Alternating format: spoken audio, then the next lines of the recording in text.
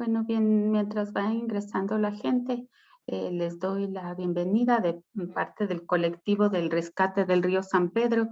Esta es una reunión especial. Hemos hecho antes reuniones de trabajo, reuniones cerradas en las que hemos ido pensando las ideas en común. Esta es una invitación abierta tanto para los miembros de nuestro grupo que hemos formado del colectivo del Rescate del Río San Pedro, como para toda la gente que esté interesada en conocer cuál es el estado del río.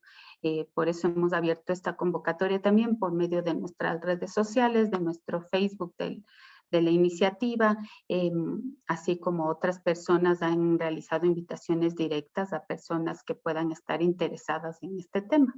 El objetivo de esta reunión es abrir una de las puertas que hemos analizado, que es importante dentro de nuestro objetivo del rescate del río San Pedro, que es abrir la puerta académica de investigación, entender cuál es el estado del río desde el punto de vista de la investigación sobre el estado de la ecología, de la hidroecología, que es la disciplina que manejan las expertas que hemos invitado el día de hoy.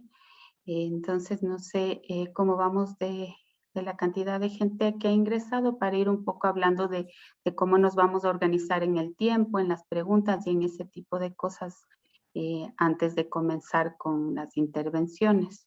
Estamos más de 30 personas, entonces justamente podemos iniciar.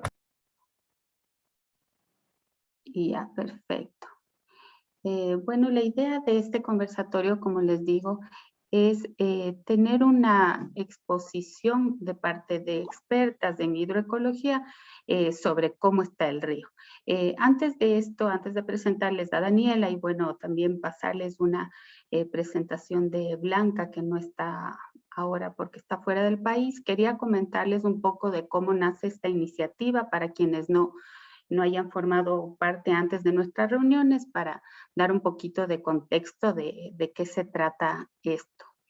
Nosotros somos el colectivo de rescate del río de San Pedro. Hemos tenido desde el mes de julio comenzamos a trabajar un poco en irnos conectando con otras personas que hayamos estado relacionadas, interesadas en ver qué pasa en el río. Todo un poco comenzó porque yo puse una denuncia ciudadana en un grupo de Facebook y mucha gente estuvo interesada también en unirse a saber qué pasa con el río San Pedro.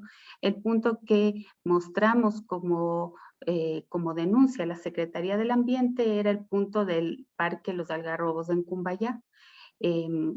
Pudimos contactar con Teleamazonas, que nos hizo un reportaje.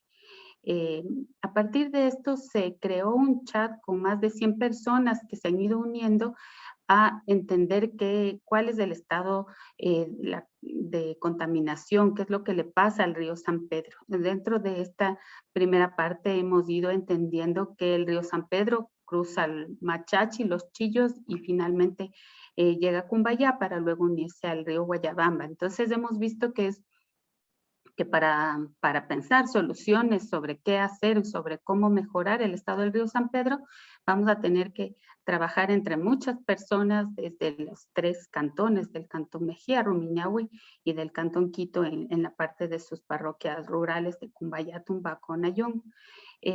Durante ese primer tiempo también fuimos haciendo contacto con otras iniciativas. Aquí les proyecto y va a ser parte de una de las presentaciones, uno de los trabajos que ha realizado antes la iniciativa Kinge, que es una empresa que con auspicio internacional y la participación de la Universidad de Boston ha estado ya realizando un poco de trabajo en cuanto a la parte de diagnóstico de cuáles son las posibles fuentes de contaminación.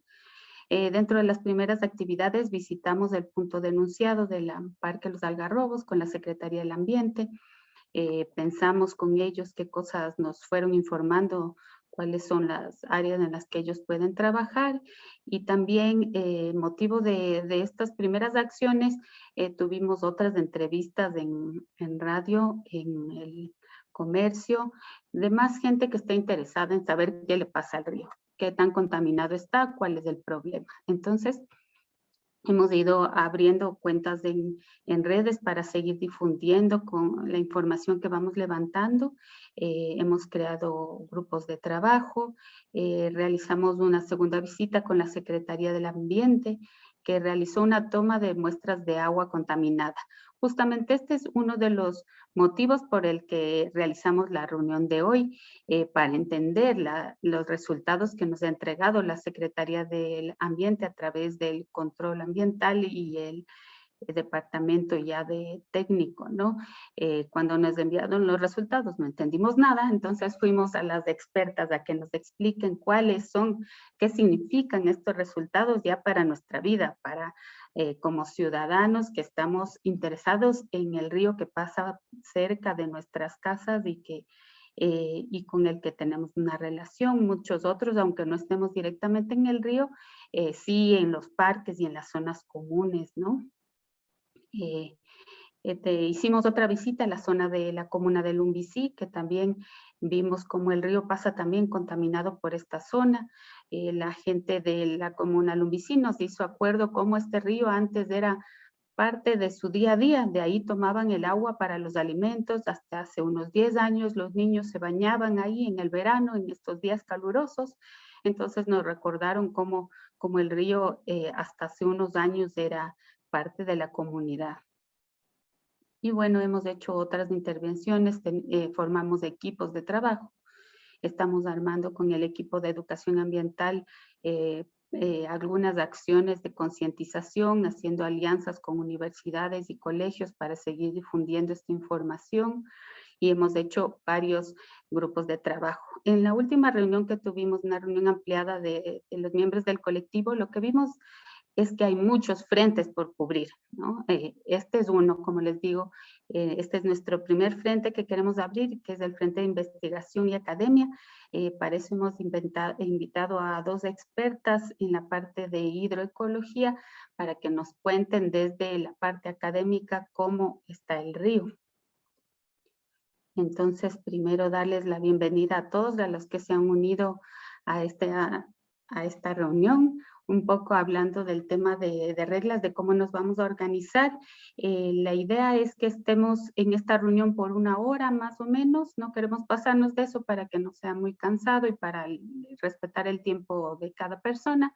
Queremos realizar preguntas, pueden hacerlas durante toda la reunión en el chat. Nosotros iremos organizándonos para tratar de retomar esas preguntas durante las intervenciones y si no al final de las 2 exposiciones podrán hacer las preguntas en el momento que lo asignemos. Les pedimos siempre mantener sus micrófonos apagados durante las intervenciones de las invitadas y únicamente abrirlos al final cuando ya demos espacio para las preguntas y en el orden solicitando la palabra mediante las herramientas que tiene el chat y este espacio.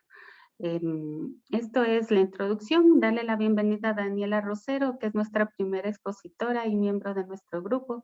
También es miembro del grupo de Mujeres por el Agua, que han estado trabajando en la preocupación sobre los ríos y sobre las fuentes de agua hace mucho tiempo. Daniela es parte del Laboratorio Biosfera de la Universidad San Francisco de Quito y ella es hidroecóloga, así es que estoy bien en cuanto a cómo describir su área de investigación. Bienvenida, Dani, si nos cuentas un poquito. Daniela va a comenzar explicándonos un poco qué significan los resultados de la muestra de la Secretaría del Ambiente en contexto con otras investigaciones y conocimiento que tiene ella desde hace años en el seguimiento de este río. Bienvenida, Dani. Muchas gracias, Maribel. Gracias a todos por el espacio y especialmente gracias a todos por unirse y enterarse más sobre el río y lo que pasa con nuestros aportes, digamos así, nuestro daño que hacemos, ¿no? Sí, como dice Maribel, yo soy ecohidróloga, estoy trabajando en la Universidad de San Francisco, pertenezco al Instituto Biosfera y soy parte del grupo de Mujeres por el Agua, que venimos trabajando ya por los ríos de Quito, por los ríos del Ecuador, digamos así, tratando de despertar este interés, ¿no?, por nuestros recursos y vinculándonos. Somos un grupo de casi 30 mujeres de diferentes áreas y todas poniendo el hombro ad honorem con el tiempito que nos queda para poner este tema en discusión. Entonces, lo que hace Maribel es para nosotros súper importante precisamente porque podemos llegar a ustedes, ¿no? Así que de antemano, muchas gracias por unirse a la conversación. Entonces, yo preparé una pequeña presentación. Espero no aburrirles, quizás me paso un poquito, pero quiero que se aborde el tema para que se entienda un poco más sobre qué vamos a hablar, ¿no? Son varias cosas técnicas, pero no quiero estar en cosas que solo pueden entender algunas personas o que resulta demasiado aburrido. Queremos que todos estemos en la misma página para poder discutir de esto la próxima vez con la Secretaría, con otras autoridades y con más gente, ¿no? Que está interesada, que vive a lo largo del río.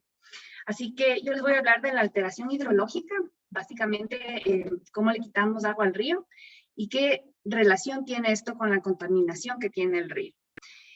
Cuáles son las implicaciones que tiene para el ecosistema y obviamente para la salud pública. Esto está vinculado a la siguiente presentación que les dijo Maribel, que es un video de Blanca Ríos, precisamente de la presentación, y es con este enfoque, ¿no? De ecología y salud pública. Entonces, yo les voy a hablar he reunido 6 temas. No les logro pasar. Ahí está. Básicamente sobre el río San Pedro, todos ustedes saben de dónde nace, cosas así que espero aportar un poquito sobre el tema. Quiero hablar sobre la hidrología, quiero topar el tema, no me voy a meter en aspectos técnicos, pero quiero que sepan a qué se debe eso, sobre la alteración que sufre el río, la contaminación que obviamente recibimos de esta información que tenemos de la autoridad y obviamente las implicaciones que tendríamos para nuestros ecosistemas y qué podemos hacer, por dónde podemos empezar, ¿no? Algo muy simple que son algunas ideas que venimos trabajando con el grupo de Mujeres por el Agua. Entonces, si ustedes buscan el río San Pedro, obviamente hay un montón de ríos San Pedro en varias ciudades de diferentes países en América Latina, pero el nuestro es espectacular porque es un río permanente, pasa todo el tiempo con agua, nace en los volcanes, fluye de sur a norte, tiene una longitud de 93 kilómetros y tiene todos los servicios y se usa para todo, ¿no? Consumo de agua potable, consumo de abrevadero, riego, recreación, hidroelectricidad, todo. O sea, este río es completo, ¿no? Sin embargo, no sé si ustedes saben, en realidad el río nace en los Divisas y recoge agua desde el corazón, ¿no? Entonces, todos estos afluentes pequeñitos, todas estas quebradas que llegan, desembocan en el río, entonces le van alimentando. Luego el río desemboca en el Machángara y van a formar lo que conocemos como el Guayabamba. Nosotros tenemos el principal afluente del río San Pedro, es el río Pita, que nace del Cotopaxi. Entonces, ustedes pueden pensar que prácticamente el río San Pedro es como el límite de estos volcanes, de toda esta agua que se va hacia el Guayabamba, que se va hacia el Esmeraldas y finalmente termina en el Pacífico. Entonces, lo que nosotros hacemos aquí tiene un efecto en el mar, ¿ya? Así que el río Machángara se une con el río Chiche y bueno, tenemos el Guayabamba, ¿no? Entonces, el río San Pedro, como ven, es así como medio simple, pero tiene un montón de afluentes. Y lo más complejo de todo esto es que es un río que cruza 3 cantones. Como les explicó Maribel, o sea, está involucrado en 3 municipios, lo cual es súper complicada la gestión, porque no es que existe una mesa de discusión y manejo del río San Pedro. Eso no pasa. De hecho, el río es considerado en una parte el límite político geográfico entre el distrito metropolitano y el cantón Rumiñahui. O sea, así como de aquí para allá, ¿no? Entonces a nadie le importa, digamos así. Entonces, aquí lo que yo quiero hablar un poquito es de la hidrología. No voy a hacer ningún tema técnico, ¿no? Pero lo que quiero que ustedes vean en esta figura así medio rara es que es la cuenca. Esto es el área de drenaje del río. Todo lo que llueve dentro de este espacio cae al río. Y todas estas rayitas que yo he hecho aquí son como una representación de los afluentes, ¿no? O sea, el río recibe un montón de pequeñas quebradas, etcétera. Entonces, toda esta área de 766 kilómetros cuadrados que va de sur a norte recoge todas estas aguas. Y como ustedes ven, es así así como alargada, ¿no?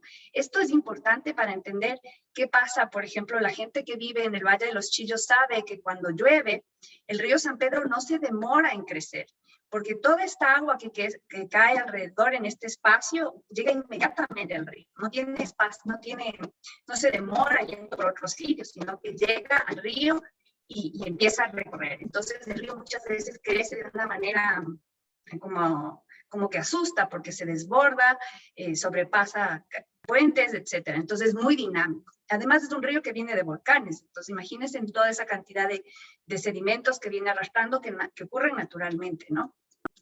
Entonces, en el río lo que ocurre es estos procesos que tenemos aquí, que básicamente viene de un volcán, luego viene por varias zonas protegidas, digamos así, varias áreas que todavía hemos conservado de bosque.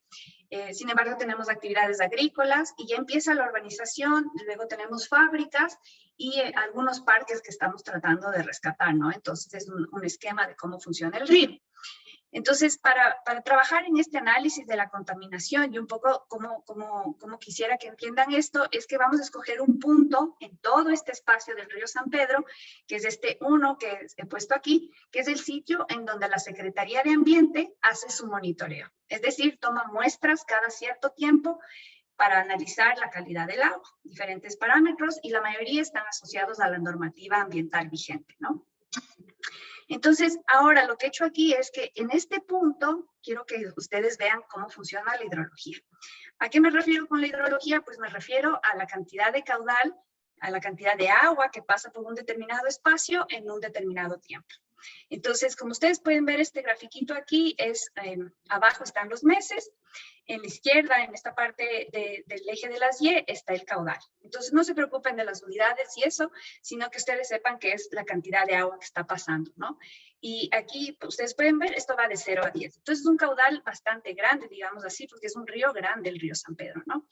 Y para los que un poco se pueden imaginar qué pasa cuando nosotros tenemos el verano en esta zona y cuando empieza a llover, ¿no? Las aguas fuertes, entonces el río crece, entonces obviamente vamos a tener caudales altos por esta parte de los meses de marzo, abril, y después la sequía, que viene a ser el verano, muy parecido a lo que pasa en el hemisferio norte, ¿no? Entonces, esto es importante saber, porque no es lo mismo decir que tenemos una contaminación cuando el río está súper seco, naturalmente, a cuando está súper alto, ¿no? Entonces, hay una cosa que se llama la carga, que después nosotros podemos analizar al detalle, pero esto es un poco lo que a mí me interesa que ustedes sepan sobre el río, ¿no? Entonces, esta foto muy bonita del comercio es el río, cómo funciona naturalmente, casi cristalino, ¿no?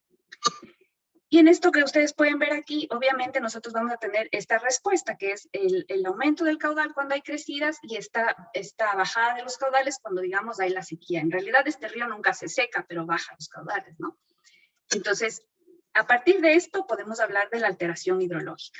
¿Y por qué yo he escogido este tema? Porque, bueno, como decía Maribel hace un momento, he trabajado ya algún tiempo en esto y bueno, mi interés era específicamente por qué dejamos secar totalmente los ríos, ¿no?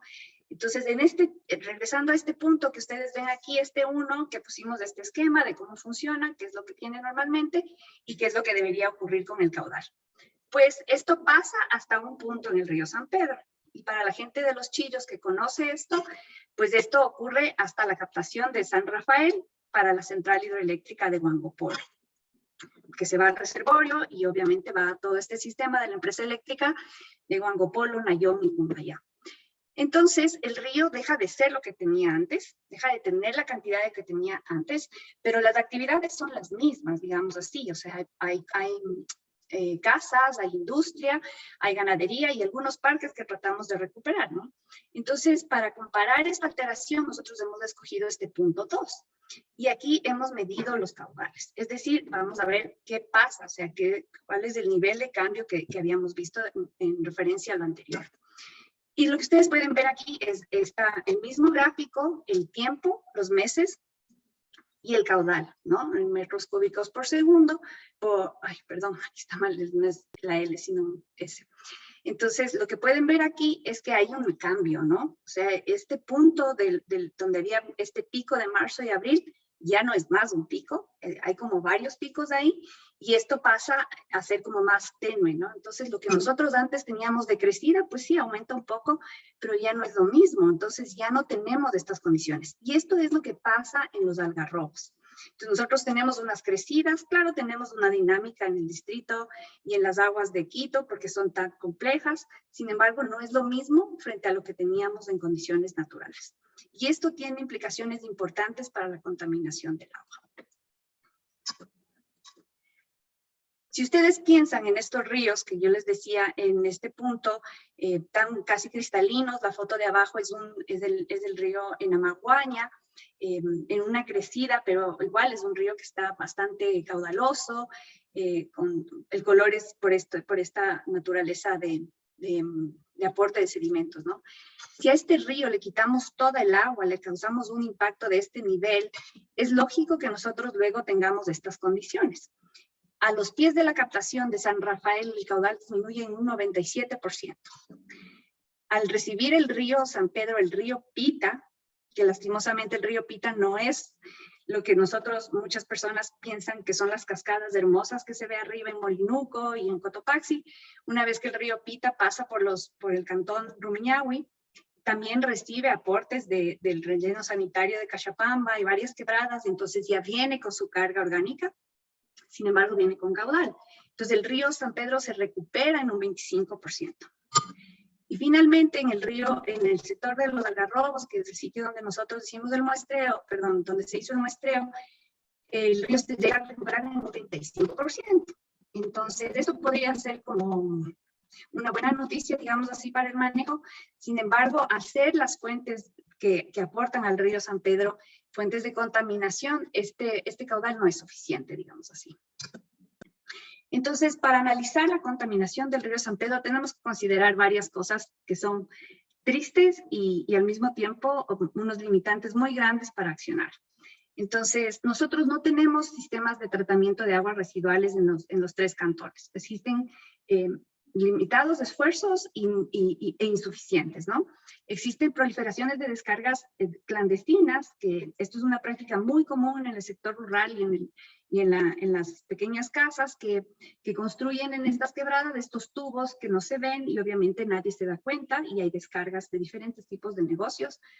Se trata de hacer esta construcción y aprovecharle o ganarle el río, ampliando la frontera de desarrollo sobre las márgenes y las riberas. Entonces esto hace que cuando haya estas crecidas que son cada vez más fuertes y más frecuentes, pues haya importantes pérdidas materiales, y eso hace que la gente reclame, pues que no se hace nada, mientras en realidad de lo que debíamos haber partido era de respetar el área del río, ¿no?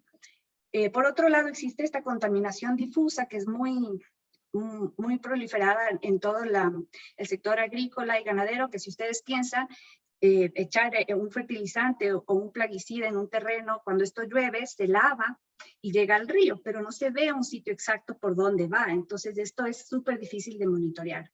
Y luego, como mencionaba, existen rellenos sanitarios en la zona, y eso hace también un poco complicado. Como sabemos, el mal manejo de los rellenos sanitarios ha causado la pérdida de importantes ríos en el Ecuador, especialmente en el distrito metropolitano, ¿no?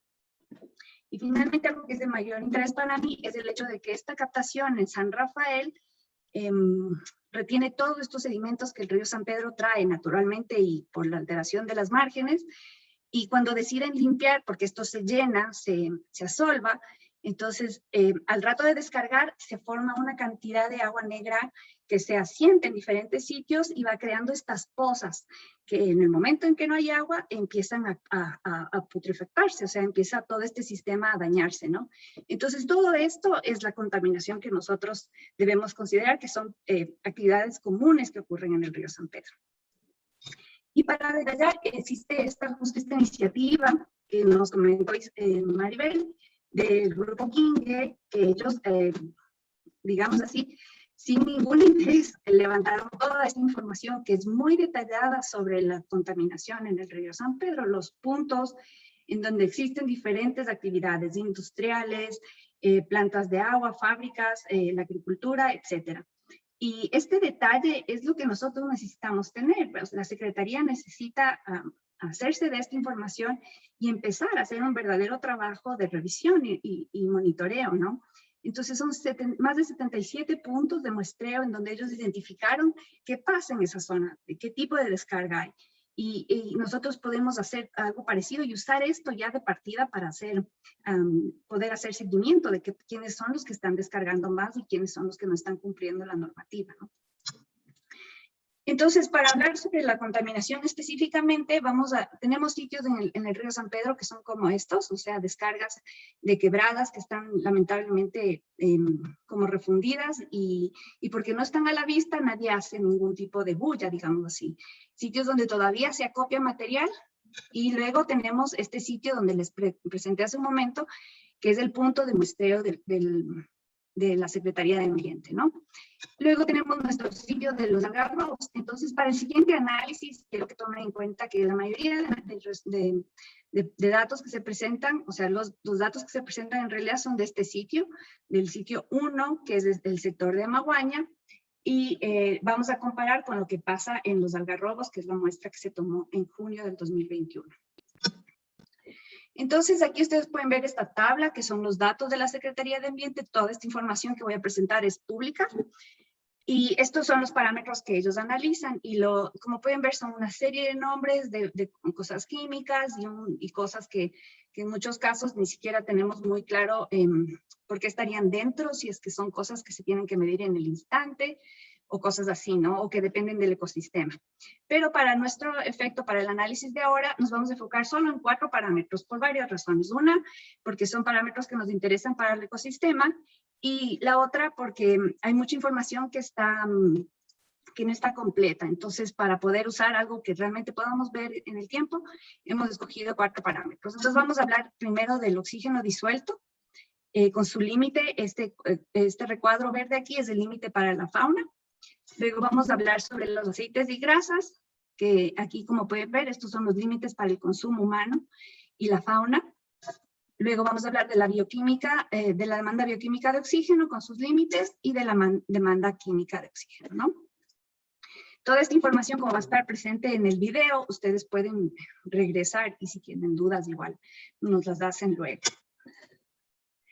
Entonces vamos a hablar sobre el oxígeno disuelto, que este parámetro es importante porque es el indicador que nos demuestra qué tanto el río puede mantener la vida en su sistema, o sea, mantener la vida acuática, ¿no? Entonces, acuérdense, estamos hablando de este sitio, que es el sector de Amaguaña, antes de la fábrica de Trópico, para los que conocen el término. Y el gráfico es este, ¿no? O sea, es un gráfico súper denso, con muchas cosas, y bueno, lo primero que ustedes pueden ver aquí, quizás desde los puntos rojos, que son estos valores del oxígeno disuelto, ¿no? Entonces, para entender el gráfico, como ven, es un gráfico en el tiempo, abajo tienen los meses, y en la izquierda tienen este porcentaje, que es lo que necesitamos tener en el río, ¿no? Entonces, ustedes ven ahí, entonces todos estos puntos nos van a indicar cuál fue el porcentaje que se midió. Luego a la derecha he puesto otra vez el caudal, por lo que les mencionaba que es importante saber que no es lo mismo ese valor en octubre que en marzo, ¿no? O sea, tenemos diferentes caudales. Y esta línea verde que ustedes ven aquí es la que corresponde al límite para la fauna. Entonces, en este caso no es que a eso es lo máximo que tenemos que tener. No, nosotros necesitamos tener más del 80% para que haya buena vida acuática, digamos así. Entonces, este indicador, ustedes pueden ver aquí que la mayoría de puntos están debajo de esta línea, ¿no? Entonces es como alarmante. Porque este es el sector del Parque Cachaco, que es un parque ecológico, entonces ya hay un problema en esta zona. Y finalmente en este triángulo naranja está nuestra medida de los algarrobos, que pueden ver igualmente se encuentra por debajo del límite que se necesita para la fauna acuática. Entonces este parámetro ya les da una idea de que de ley ahí no hay especies porque algo está pasando, nadie va a ir a morirse sin oxígeno, ¿no? Estar en esa zona. Luego tenemos este parámetro de aceites y grasas. Los aceites y las grasas lo que hacen, ustedes pueden imaginarse en el agua, evitan que el aire se intercambie el oxígeno se intercambie entre el aire y el agua mismo, ¿no? Entonces hacen como esta película Y esto hace súper complejo los procesos de respiración de las especies y absorben la energía, ¿no? La radiación. Entonces, al absorber, imagínense, esto se calienta. Entonces, ¿qué peso, qué invertebrado o qué planta va a querer estar ahí chamuscándose, ¿no? Entonces, por eso es que definida la norma, el valor es el 0.3. Entonces, ahora vamos a ver el gráfico. Y es similar, ¿no? Estos puntos morados son los valores de concentración. La línea verde corresponde al valor límite y como pueden ver, todos los valores están sobre el límite que se debe tener en el agua. Entonces, estas rayas que ustedes ven en los puntos, yo les he incluido porque, como les comentaba, hay varios parámetros que no están medidos todo el tiempo. Y entonces eso hace complicado que uno pueda comparar, porque si no hay 3 años con mediciones de junio, es complejo. Y peor si es que hay 3 años con una medición de 1, otra 7, otro 5. Entonces, esta barra que ustedes ven ahí es por error, ¿no? O sea, es como que hay que tomar más datos para estar un poco más seguros. Y luego tenemos nuestra medida de los algarrobos. Está menor que los puntos del Parque Ecológico Cachaco, sin embargo, está sobre el límite para la fauna acuática. El siguiente parámetro que vamos a analizar es la demanda química de oxígeno. Entonces, si ustedes piensan en todos los materiales, en todas las cosas que se oxidan, como, qué sé yo, pelamos una papa, una manzana, y empieza a oxidarse, un metal empieza a oxidarse, todo necesita oxidarse, es una forma que necesitan los elementos, ¿no? Entonces, en el agua pasa lo mismo. Todos los elementos que están en el agua necesitan oxígeno para oxidarse. Entonces, mientras más se necesite eso, mientras más sustancias haya, quieren más oxígeno. Entonces, hace complejo que todas estas se oxiden si es que no hay suficiente oxígeno, ¿ya? Entonces, igual, esto es en el sector de Cachaco, y la norma para las condiciones en gris aquí está para el agua de consumo humano, o sea, tiene que ser menor a 4 esta concentración, y para la fauna tiene que ser menor a 40.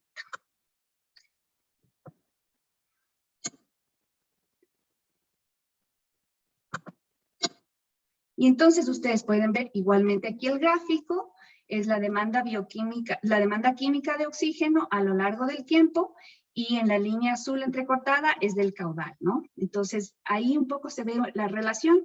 Miren que cuando el caudal crece hay una concentración mayor y luego cuando baja como que hay menos, entonces ahí es importante analizar qué está pasando. El límite para la fauna es 40 y nuestro valor de algarrobos está por debajo de ese. Sin embargo, para consumo humano, todo está sobre eso. Entonces, ahí ya podemos ir pensando del riesgo que significa que una persona se pueda, por accidente, tomar agua de este río, ¿no? O sea, sería muy peligroso. Y luego tenemos finalmente la demanda bioquímica de oxígeno, que es similar a la anterior, pero es para la materia orgánica, es decir, todo lo que se puede biodegradar, todo lo que se puede, todo lo vivo, digamos así, ¿no? Entonces, todo este oxígeno que ellos necesitan es importante, porque si no, estas poblaciones no pueden hacer sus procesos, o sea, normales, como una planta, ¿no? Y crecer. Entonces, aquí la normativa es menor, entonces ustedes pueden ver que para consumo humano es menor a 2, y para la fauna es 20, ¿no? Ese es el límite. Y este es el gráfico. Igualmente con la curva del caudal y los puntos verdes que corresponden a nuestros valores, a los valores en este sitio. Todos están sobre la normativa para las especies, es decir, esta agua para las especies no sirve, ¿no? O sea, no les permite hacer sus procesos, tiene demasiadas sustancias. Y aquí está el punto de los algarrobos, que se encuentra por debajo del límite, pero no es aceptable para el consumo humano, ¿no? Ya. Entonces, ¿qué significa todo esto para nosotros? Ustedes ya se pueden hacer una idea de que toda esta contaminación obviamente va a resultar en una respuesta del río que no es, que va a tener la capacidad de regularse, principalmente porque existe una alteración hidrológica en el río San Pedro que es demasiado elevada, es demasiado fuerte. El río pierde sus hábitats, pierde especies, pierde su capacidad de depurarse, de limpiarse de alguna manera, su oxigenación natural que conversamos, y todo este transporte de masa y energía que debería ocurrir, que debería llevar como cualquier río de montaña hacia la parte baja, hacia el océano, ¿no? Entonces, no podemos esperar que esta alteración hidrológica tenga las mismas condiciones que arriba, si incluso arriba ya teníamos algunas condiciones bastante malas, ¿no? Y finalmente, la parte de la contaminación. Nosotros estaríamos aumentando los sedimentos, aumentamos los aceites y grasas, lo que hace que haya algas que pueden tolerar eso y se vuelvan tóxicas. Existen virus y bacterias que están asociadas a este tipo de contaminación, que son las únicas que pueden subsistir en este tipo de ecosistema. Entonces, ¿qué es lo que nosotros podemos hacer? O sea, hay muchas cosas técnicas que se tienen que hacer y que lamentablemente no están en nuestras manos, ni económicamente, ni en nuestra capacidad de decidir. Sin embargo, sí podemos hacer algo que nos lleve a tener mayor conciencia sobre qué es lo que está pasando con esta agua. Nosotros hemos conversado sobre la gente no entiende de dónde viene y a dónde va y por qué es responsable de que esto esté pasando. Luego tenemos que ejercer una veeduría participativa y efectiva, como lo que estamos haciendo ahora, ¿no? O sea, no solo es cuestión de exigir y exigir, sino también ver qué pasa, dónde están esos recursos que se debieron invertir en estos sistemas de tratamiento, están botados en el metro, y qué pasa, quién está fiscalizando eso, porque eso nos está afectando a nosotros, ¿no? Debemos involucrarnos un poco más, y no solo cuando ya las acciones están totalmente perdidas, sino antes, o sea, en estos planes de desarrollo, si alguien quiere hacer un parque, cuál es su política ambiental y cuáles son los recursos de dónde está invirtiendo, porque muchas veces todas esas tecnologías que ya están disponibles en el mundo, nosotros no las estamos aplicando, estamos desperdiciando todo este recurso y viviendo en una isla, ¿no? Creyendo que estamos haciendo bien. Y finalmente, desde nuestra casa, desde nuestras oficinas, desde nuestras pequeñas industrias, podemos aplicar técnicas ambientales para reducir nuestro impacto sobre los ríos. Todas nuestras actividades tienen impacto sobre los ríos y eso es innegable. Con esto les agradezco mucho por su atención y estoy presta a cualquier pregunta y a cualquier comentario.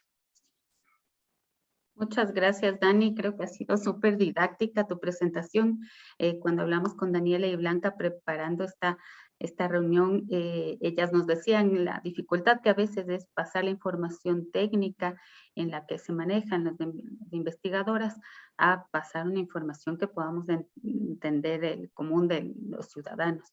Y esa es una de las cosas que vemos que es la más importante, ¿no? Comenzar porque todos entendamos qué significa que el río esté contaminado, porque no es una sola contaminación, sino son muchas fuentes de contaminación. Mucha gente cuando nos pregunta, ¿es el río está vivo o el río está muerto? Y lo que Daniela nos acaba de explicar es que no hay un parámetro de vivo o muerto, hay muchos parámetros que sí es apto para el consumo humano, que sí es para la recreación, para la vida silvestre, para agricultura. Hay muchos parámetros sobre los que hay que intervenir en el río para rescatarlo y recuperarlo. Dani, no sé, una pregunta que se me quedó de la parte tuya, que es específicamente que no vamos a ver en la presentación de Blanca, es sobre el caudal ecológico. Tú hablabas mucho sobre la cantidad de agua que tiene el río. En alguna de las reuniones anteriores hablábamos del caudal ecológico. ¿Tú tienes los valores del río? ¿Cumple la cantidad de agua que debería tener después de la captación de agua en la empresa eléctrica? Sí, Maribel, mira, justo de lo que hemos conversado, ¿no? La razón por la que yo me vinculé con el río San Pedro, como les comentaba, fue por esto, ¿no? Por los caudales ecológicos. Para mí era increíble pensar que se secaba totalmente el río, siendo un río donde estaba todo el mundo, podía ver el río. Entonces, estos valores existen, hemos hecho muchísimos análisis, hicimos un análisis incluso del costo-beneficio para la empresa eléctrica de lavar, de tener un caudal ecológico que permita que su captación se lave de manera continua y así no tengan que hacer estas limpiezas brutales que son con todos estos plásticos y esta cantidad de material que recogen. Sin embargo, fue súper complicado. Empezamos con el Fondo para la Protección del Agua. La empresa eléctrica es miembro, la empresa de agua potable es miembro del fondo. Sin embargo, no es algo tan atractivo porque siempre hay más urgencia, siempre estamos en contra del reloj, ¿no?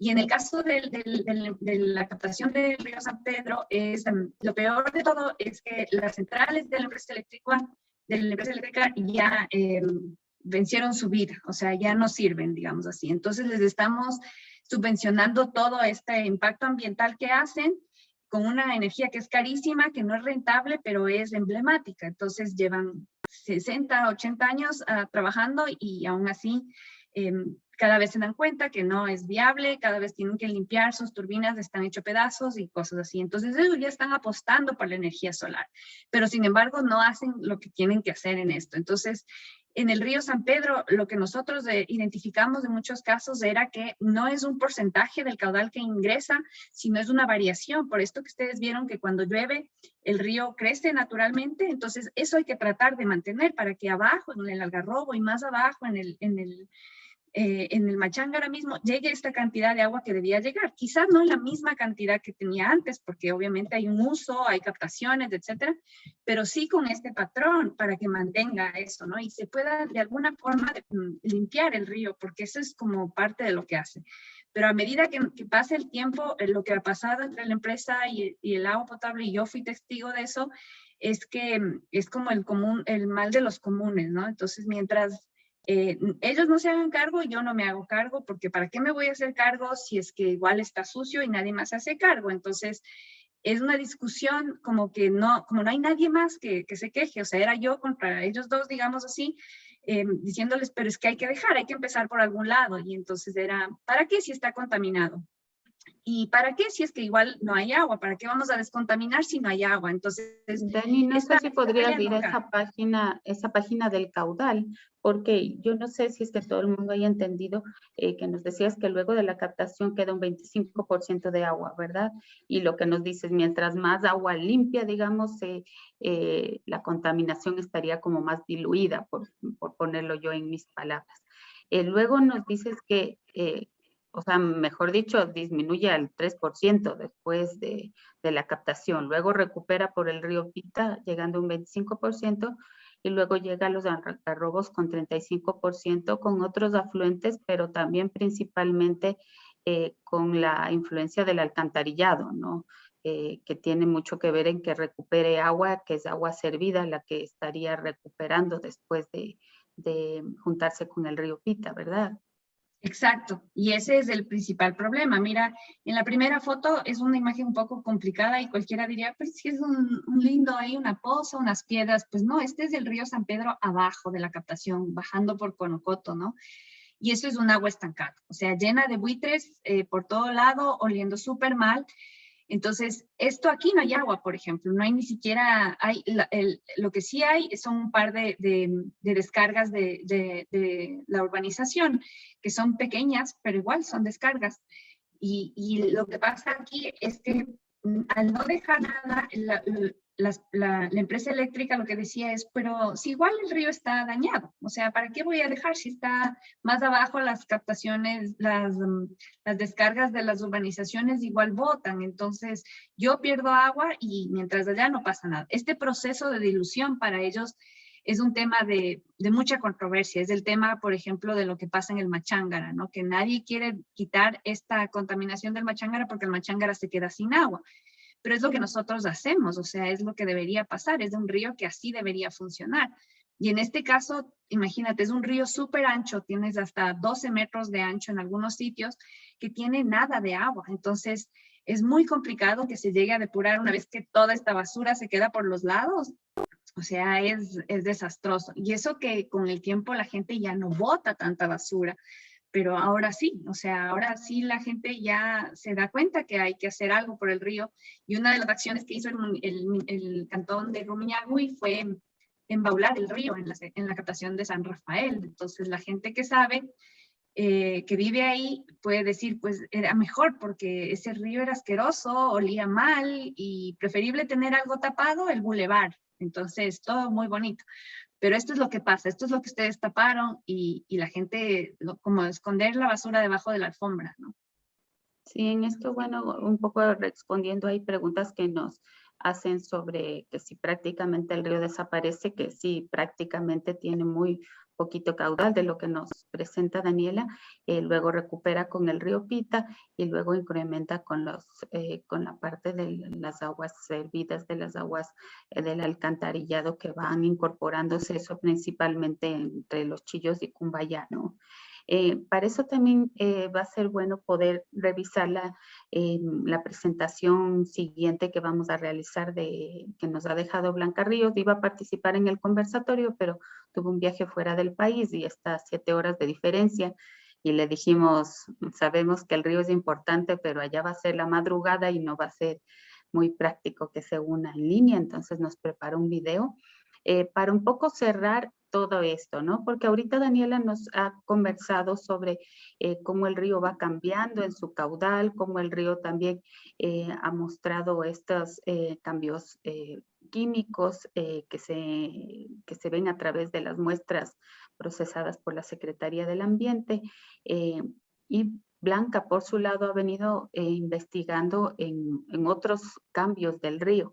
Uno de los cambios que vamos a poder mirar en la presentación de ella es sobre la presencia, cuál es la consecuencia de las aguas servidas, de las aguas de desecho que se usa tanto de animales como de seres humanos que van alimentando el río. También la presencia de microplásticos en el río y cuáles son las consecuencias de ese tipo de contaminación, un poco para cerrar un poco el diagnóstico que más o menos tratamos de hacer en esta jornada. La presentación de Blanca que les voy a poner es de tipo video, dura más o menos 15 minutos. Les pido seguir poniendo sus preguntas en el chat para al final de la presentación de Blanca responder todas las preguntas que veamos que Daniela puede realizarlas. Si es que hay preguntas muy específicas sobre la presentación de Blanca, ella se comprometió en luego podernos responder por correo o a su regreso. Entonces voy a tratar de poner esa presentación. Dani, muchas gracias. Nos queda un montón de cosas por preguntar, pero para tratar de culminar con los dos objetivos del día de hoy, vamos a poner la presentación de Blanca. Voy a tratar de compartir la pantalla. Muchas gracias, Maribel. Muchas gracias, Dani. Un poco resumiendo mientras pongo esto, hay un montón de cosas que hacer, como nos dice Daniela. Entonces vamos a, la idea, una de las propuestas del colectivo es realizar todos los pasos que sean necesarios, aunque sean muchos. Uno de los pasos que creo que queda evidente después de la presentación de Daniela es trabajar con la empresa eléctrica, trabajar con LEPMAPS y ir cerrando, saber cuáles son las propuestas de ellos, los diagnósticos de ellos, lo que están ellos trabajando por su lado. Entonces, esa es parte de las cosas que queremos hacer después de esto. Alguien preguntaba en el chat qué podemos hacer desde cada casa, desde cada urbanización. Creo que eso podemos cerrarlo después de esta presentación porque aquí nos habla acerca de otros tipos de contaminación. Dani, voy a tratar de compartir el audio. Eso ayúdame a ver que funcione.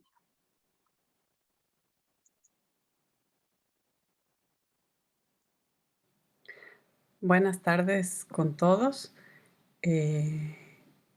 Aquí lo que les quiero presentar en la tarde de hoy es un poco de los estudios que tenemos en el río San Pedro, para un poco entender también más del contexto de los datos que se entregaron por parte de la Secretaría del Ambiente y también para un poco presentarles qué hemos estudiado y qué impactos hemos identificado en el río en estudios que hemos hecho durante estos años. Entonces, el río San Pedro, como muchos de los ríos andinos, tienen este paisaje particular en donde tenemos primero estos embalses de agua en los lagos de alta montaña, ¿no es cierto? Tenemos también muchos desvíos de aguas para plantaciones, para agricultura, para ciudades, y al mismo tiempo el agua que se lixivia o que se descarga de las ciudades, en nuestro caso va a parar a los ríos. También hay impactos por las carreteras y los derrumbes. Y todos estos impactos se pueden ver en los ríos, que son los receptores de todas las actividades humanas. Los ríos también van cambiando naturalmente, de forma natural, cambian los bosques, cambia la vegetación, pero también va a cambiar la vegetación de ribera, los impactos, el tamaño de los ríos, y va a haber un cambio natural de las comunidades que viven en los ríos, desde la cabecera hasta las desembocaduras en el mar, lo cual hace que para uno decir que un río está bien, tenga que fijarse en qué punto de la cuenca, qué altitud, con qué vegetación tiene el entorno, qué impactos van a tener en el entorno, para poder evaluar cómo los distintos impactos van a afectar a la biota, los peces, los invertebrados, las algas de los ríos. ¿Y cómo vamos a evaluar el río? Primero, tenemos que empezar en los impactos. Entonces hay perturbaciones o impactos directos en el río, como son, por ejemplo, las descargas de aguas residuales, como son la basura que está directamente en la columna de agua flotando, o especies introducidas como la trucha, que van a cambiar la composición de la biota de toda la vida del río. Y hay otras perturbaciones que son en el área de drenaje o en el área de captación. Esto es, todas las gotas de agua que caen aquí van a drenar, ¿no es cierto?, por la superficie o a través del agua subterránea al río. Entonces, si me encuentro con zonas quemadas o zonas de vegetación removida o basurales o ganado, o directamente casas, como en este caso, esta es una foto del sur de Quito, que van a cambiar, ¿no es cierto?, las influencias, cómo van a influenciar cómo funciona el río también, y van a producir ciertos impactos. Hay unas perturbaciones que pueden ser indirectas al río, pero que son en la zona riparia, una vegetación normal o en estado natural va a tener una vegetación distinta a lo que sería un pastizal. Y el pastizal no va a retener, por ejemplo, contaminantes, como son las mismas heces fecales de las vacas, que van a entrar directamente al río. En cambio, cuando hay vegetación de ribera, distintos contaminantes, fertilizantes, incluso los mismos excrementos de las vacas van a verse retenidos en esta vegetación de ribera. Hay otros impactos, como son la minería de pétreos en los ríos, que eso pasa en muchos de nuestros ríos en Ecuador y también en el río San Pedro, donde se extrae material para construcción de carreteras, por ejemplo, de los ríos. Y como evaluamos nosotros, los ecólogos, los ríos, es a través de biomonitoreos. Y los biomonitoreos son evaluación de cómo está un ecosistema, por ejemplo, en este ejemplo los ríos, a través de técnicas sencillas, usando los organismos que habitan este ecosistema. En este caso, en las fotos de abajo, nosotros lo que tenemos son macroinvertebrados acuáticos, y va a haber algunos que son muy sensibles a cambios y solo van a estar en los ríos limpios, y va a haber otros que son más resistentes, que van a resistir distintos impactos. ¿Cuáles son las ventajas de usar estos invertebrados? Que a diferencia de la fisicoquímica, que puede cambiar de un momento a otro, ¿cierto? Por ejemplo, por un relave minero, una descarga ilegal, se va a ir en pocos minutos. En cambio, los invertebrados nos cuentan la historia reciente que ha tenido ese río. Entonces, un río no va a... los invertebrados, si encontramos a los más sensibles ahí, quiere decir que ese río hace 1 o 2 meses no ha tenido impactos importantes y que el agua está bien. Pero si encontramos solo estos invertebrados más resistentes a la contaminación, quiere decir que algo le pasó al río o algo le está pasando al río, que el agua no está bien. Entonces son testigos de la historia reciente del río. Además, estos invertebrados, esta composición de invertebrados, se relaciona muy bien con distintos parámetros ambientales, como son la presencia del bosque de ribera, distintos parámetros físico-químicos, y nos ayudan a establecer una escala de valores que nos permite saber si el río está sano, ¿no es cierto? Si el río está sano voy a tener una comunidad muy diversa, con muchos organismos sensibles a la contaminación. Si el río se empieza a enfermar, esta comunidad va a ir cambiando, va a ir reduciendo su diversidad hasta que quedan, ¿no es cierto?, en los puntos más contaminados o en los niveles más contaminados, pocos organismos que van a ser muy abundantes en esas condiciones y que son muy resistentes a la contaminación orgánica, por ejemplo, materia orgánica que puede venir por aguas residuales o por ganadería. Y aquí en los Andes tenemos un sistema sencillo que se llama el CERAS, que es Calidad Ecológica de Ríos Andinos Simplificado, en donde tenemos, por ejemplo, identificados grupos que están solo en ríos limpios, en el color azul, grupos que ya nos indican que hay un poquito de impacto. Cuando solo encuentro grupos en la zona amarilla, quiere decir que ese río ya tiene un problema de contaminación crónica. Y cuando encuentro los grupos que están en el naranja, quiere decir que solo tengo bichos resistentes a la contaminación, que quiero decir que el río ya está en bastante mal estado. Y luego si no encuentro vida animal, es decir, solo va a haber bacterias, virus, hongos, solo la descomposición, digamos, quiere decir que ese río tiene problemas graves y crónicos que necesita asistencia urgente o está a punto de morir.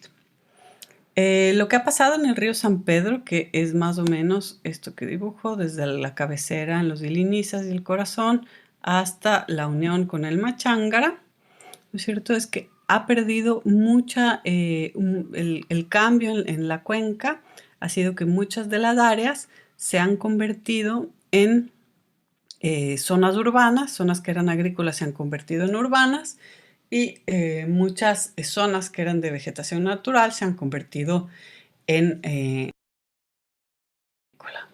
esto.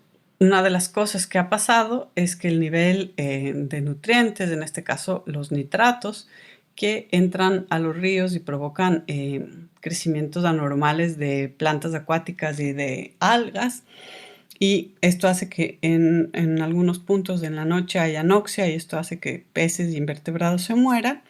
Y esto antes era en el tramo principal del río San Pedro, ya se encontraban estos valores un poco más altos, y ahora ya hay valores alarmantes que antes no se encontraban en el San Pedro pasando Cunuyacu, y ya mismo en el Jambelí, que es una de las cabeceras del San Pedro. Quiere decir que este problema se ha intensificado durante estos años.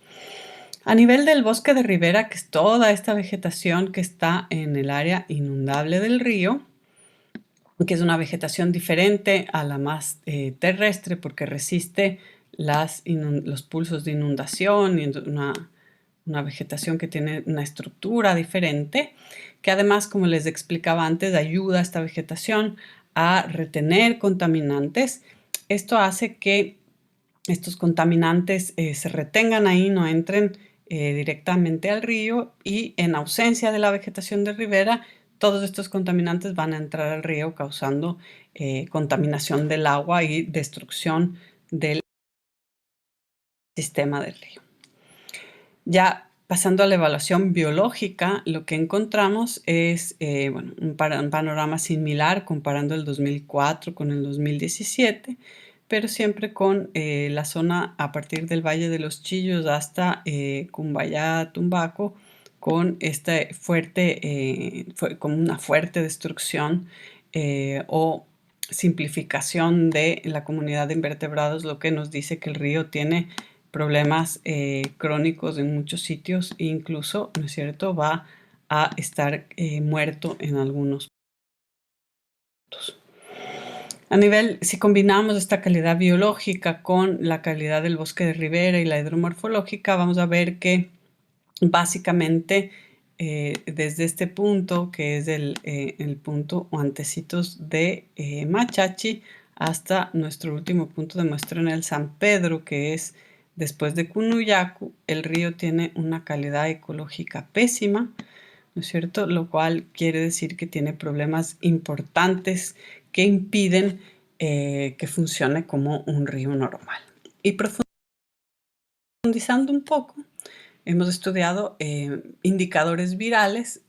Estos indicadores se basan en que cada animal va a tener unos virus específicos en sus intestinos que se van a ir con las excretas y a través de medirlos en el agua del río podemos saber qué carga viral tienen y de dónde vienen. Entonces aquí en celeste vemos los linizas en la cabecera del San Pedro. Eso quiere decir que aquí no encontramos virus importantes, pero en el tramo principal del San Pedro, que es toda esta zona de aquí, los puntos en azul nos indican grandes cantidades de adenovirus humano, que quiere decir que hay descargas de poblados directas al San Pedro, y en verde son virus bovinos, que quiere decir que hay entrando heces fecales de vacas al río.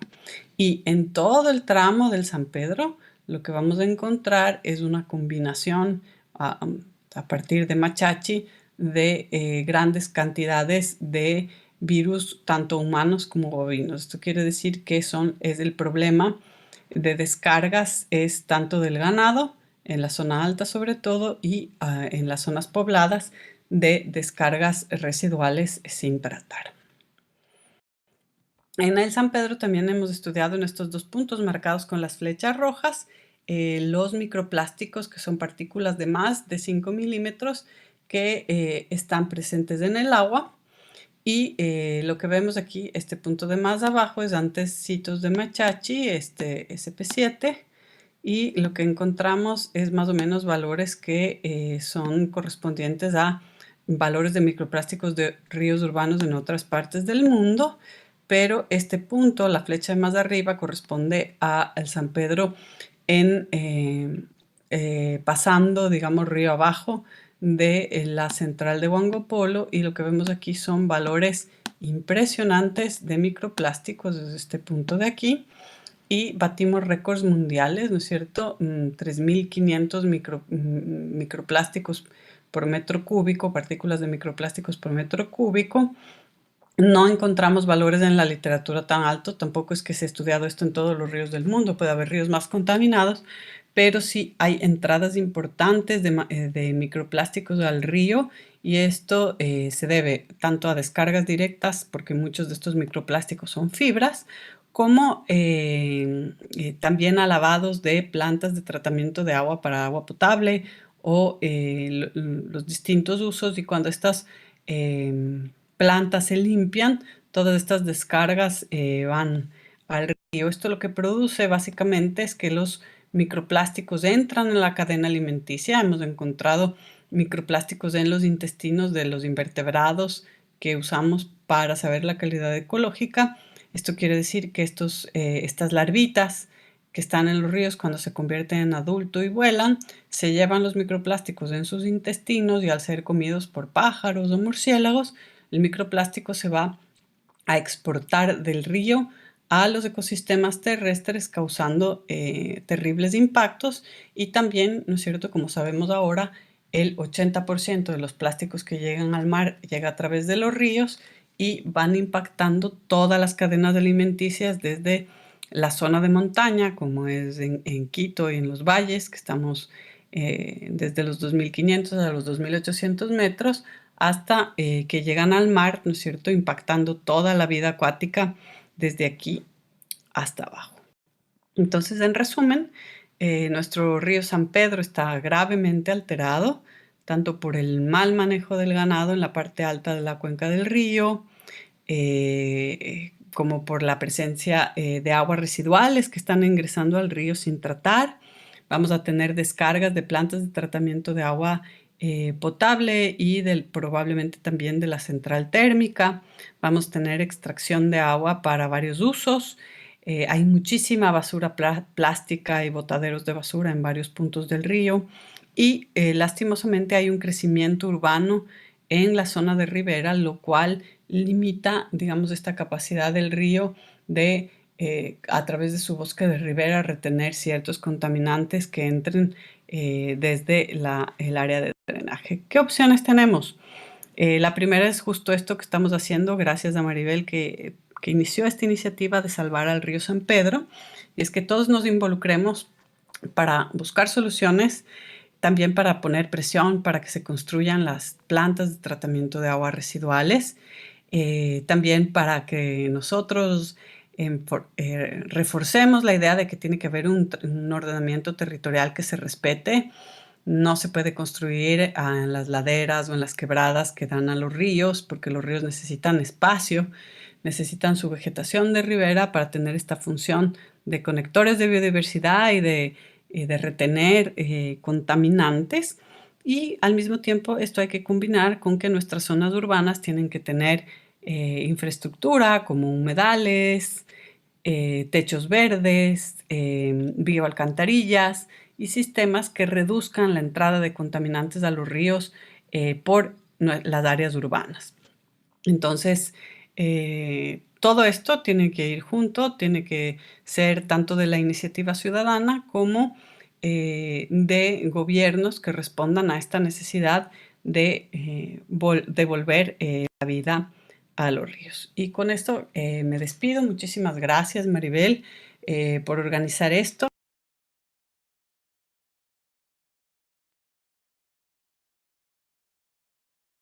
Maribel está sin audio. Esta es la presentación de Blanca Ríos, que ha estado investigando el río desde los ríos y específicamente el San Pedro, me parece que desde hace más de 10 años, me parece que son 14 años. Entonces tiene mucho conocimiento sobre este tema, igual que Daniela. Es un problema que han venido analizando, investigando desde hace mucho tiempo, que nosotros como ciudadanos recién nos enteramos que hay esta problemática y que justamente las dos recomiendan enterarnos, es decir, involucrarnos en saber cómo están los ríos. Un poco en resumen, como les dije, lo que nos dice Blanca en su presentación es que no hay macroinvertebrados, que estuve aprendiendo qué es esa palabra, que son estos bichitos que dicen que el río está saludable, que como vieron tiene cifras alarmantes, el semáforo en naranja y en rojo en prácticamente todo el río, y por otro lado también la presencia de virus humanos y virus animales por la interacción con el río. Y finalmente el tema de los microplásticos, que nos explicaba que son plásticos de menos de 5 milímetros que están dentro del río, aparte del plástico flotante que todos evidenciamos. Esto se une un poco a lo que nos explicó antes Daniela sobre los otros indicadores para mostrarnos el estado del río, que es un poco resumiendo, no sé, Daniela, si nos ayudas a ir resumiendo el estado del río, que sería la primera pregunta por la que comenzamos este conversatorio. Es que el estado es muy malo, no es un río limpio, es un río que tiene mucha contaminación de muchos tipos. En esto, cuando comenzamos esta iniciativa, habían personas que decían, hagamos una minga, saquemos la basura, que es evidente, la basura del río, y Blanca lo primero que me escribió fue a decir, no pueden meter las manos en ese río, tiene virus, hay hasta coronavirus, es un río contaminado. Entonces ese sería el primer mensaje, y no sé, Dani, en la parte que sería como completar la primera pregunta, que cuál es el estado del río, como para ir cerrando, porque ya vimos el detalle, y un poco ahí también luego preguntas sobre qué hacer, pero primero terminemos con cuál es el estado del río. Pues sí, Maribel, el río está en un estado crítico.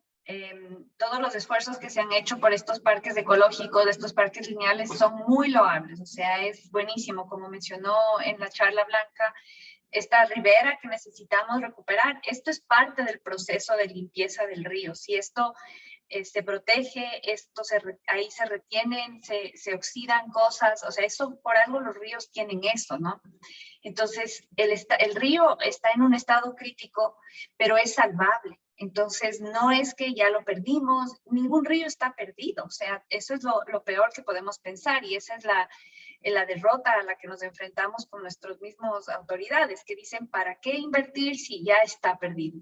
Y no, hay ejemplos mundiales de mucho esfuerzo y tenacidad para recuperar ríos, pero es con presión no solo, o sea, gente adelante que tenga visión, pero además presión de gente como todos ustedes que estén interesados y pasemos del lamento al, bueno, ¿qué hago yo? ¿Qué puedo hacer? Como todos los que están preguntando, eso ya es un avance, ¿no? Sí, esto creo yo que es algo que las dos nos recomendaron después del análisis. Lo primero es involucrarse y eso es conociendo. Por eso es tan importante las primeras acciones que son de concientización, ¿no?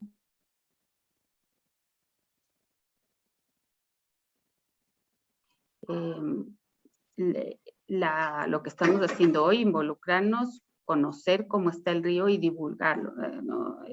Nos decía Daniela y Blanca que la academia está interesada en que esta información se sepa, se pase a un lenguaje y a un manejo más popular que todos podamos conocer. Entonces, este es el primer ejercicio que estamos haciendo aquí. Algunos de los comentarios que teníamos aquí, Ricardo nos dice, justo los quiteños no nos involucramos porque abrimos la llave y tenemos agua. Es decir, no sabemos de dónde viene y tampoco a dónde va. Una de las mayores sorpresas de la gente que hemos formado parte de este grupo es enterarnos que el alcantarillado va a las quebradas y va al río. Eso ha sido casi... que casi nos hemos desmayado cuando nos hemos dado cuenta que nuestra alcantarilla, o sea, el agua de nuestra casa, si bien no va al río porque no está al lado, va a través del alcantarillado a los ríos y quebradas. Entonces, que todo el mundo en Quito sepa que nuestra agua servida sin tratamiento va directamente a las quebradas y a los ríos, y conocer esto es parte de lo que tenemos que hacer para lo que tú decías, exigir a las autoridades. Parte de la presentación que ustedes hicieron, tanto tú como Blanca, muestra que no hay un responsable, somos todos, ¿no? Y de la misma manera, para salvarlo necesitamos juntarnos todos. El gobierno a través de los ministerios del ambiente, de los municipios, de las empresas públicas, de los GATS, son responsables de no haber hecho su parte, y también la industria, el comercio, la agricultura, la ganadería, también están siendo parte responsables, y finalmente todos los ciudadanos, al no estar haciéndonos cargo de saber hacia dónde van la contaminación, cómo se está administrando nuestros recursos. Dani, no sé si tú tienes algún comentario en esta parte.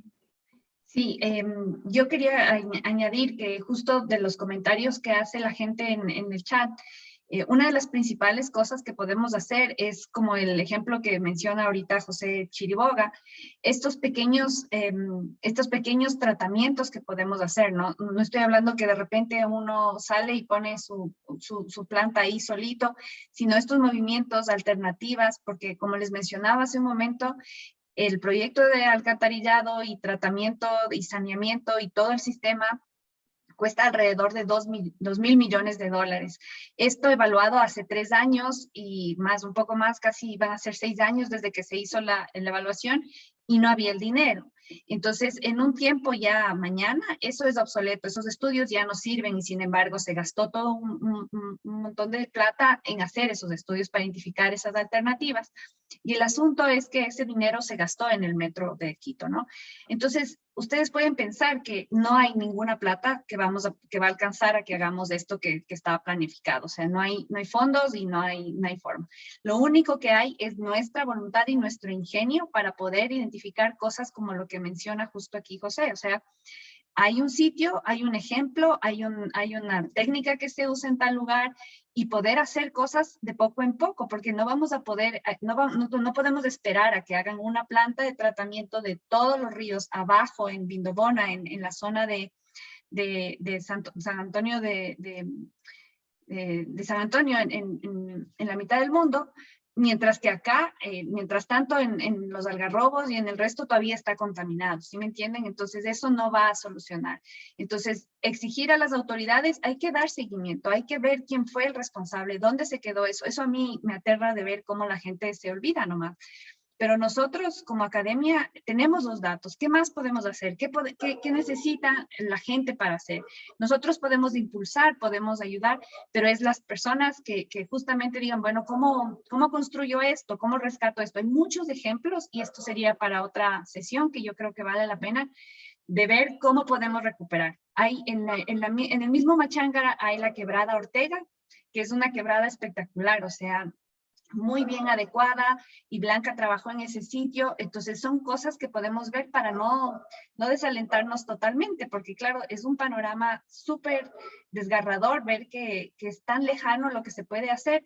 Sin embargo, empezar por no usar tanta agua, por ejemplo. O sea, si no usamos tanta agua ya es un montón de contribución.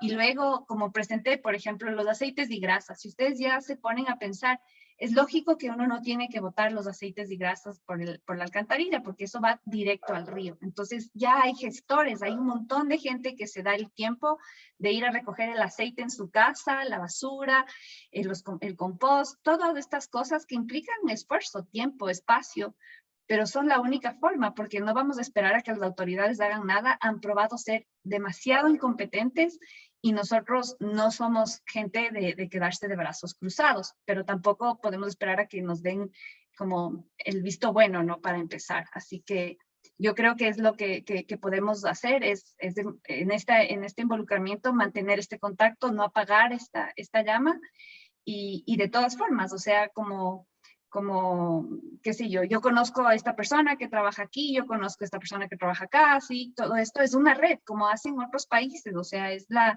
motivación ciudadana la que hace realmente que las cosas funcionen.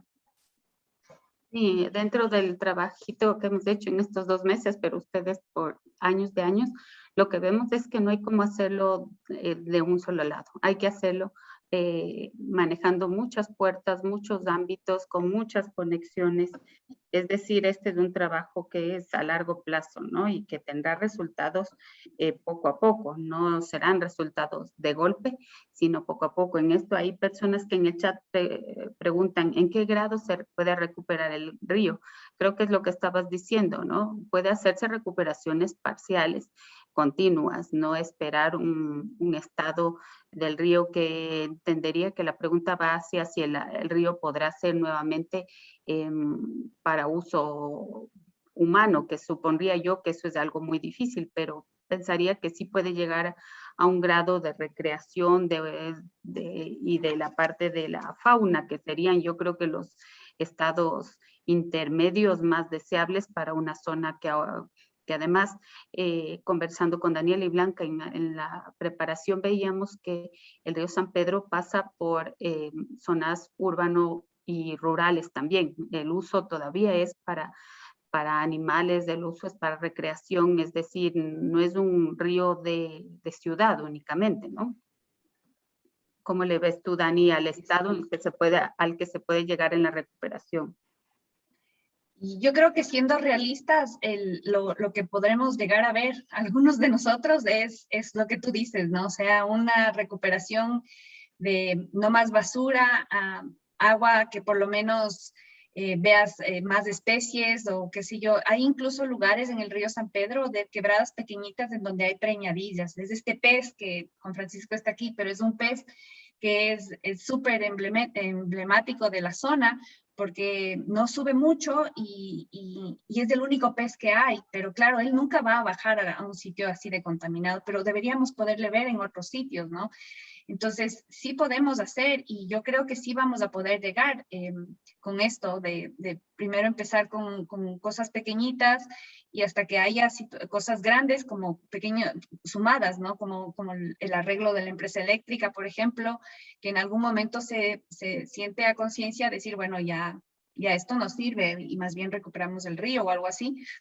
Y sí, o sea, la idea de toda esa gente que yo no puedo creer que dice cómo se metían al río San Pedro, sus perros entraban en el río San Pedro a nadar tranquilamente, la gente lavaba, o sea, yo tengo una foto en el río Pita, pero no tengo una en el río San Pedro, así de chiquita. Entonces, de eso sí creo que va a costar y sería un lujo llegarlo a ver, ¿no? Pero creo que sí se puede hacer. Sí, otro tema, Dani, recapitulando lo que tú dices, es este esta parte que tú decías en la presentación, el diagnóstico también es clave. Creo que de lo que hoy vamos cerrando es el tema de hacer un muestreo más continuo del río en todos los meses, en todos los puntos que se hayan detectado. Creo que es clave para tener este panorama más completo, ¿no? Te entendía que dentro de la investigación faltaban meses, faltaban indicadores. En el chat nos preguntan cuál es la contaminación biológica, pero creo que de esa ya habló Blanca, pero la que no hemos hablado es la química, que también muchas personas hablan de descargas químicas de las fábricas, de la parte de la industria, y de eso me parece que hoy no presentamos resultados, pero pienso que parte de lo que ahora tendríamos que definir es esto, ¿no? Exigir el muestreo, la investigación continua del río. Sí, antes de dar paso a José, que tiene una pregunta, solo quería justo cerrar en esa partecita, y es que hay una serie de deficiencias en la normativa, y esa es una de las razones por la que hemos sido tan permisivos en dejar que se destrocen nuestros recursos, y es porque, claro, cuando uno dicen, bueno, ¿cuánto va a costar esto? Y entonces no estamos las fábricas y las industrias preparadas para esto, entonces todavía no hagamos. Pero esta normativa tiene casi 20 años, entonces ya no hay más tiempo, ya se acabó para poder adecuarse a lo que debíamos hacer, como en un momento era más barato pagar una multa que instalar una planta de tratamiento. Entonces, a lo que debemos apuntar es justamente a esta información. Todo lo que yo les presenté es de la Secretaría de Ambiente. Tiene una información bastante limitada en muchas cosas, y uno tiene que observar, y uno tiene derecho a observar. Son nuestros recursos, y decir, bueno, hubo pandemia, pero ¿y estos otros meses que pasó? ¿Y estos otros parámetros que pasó?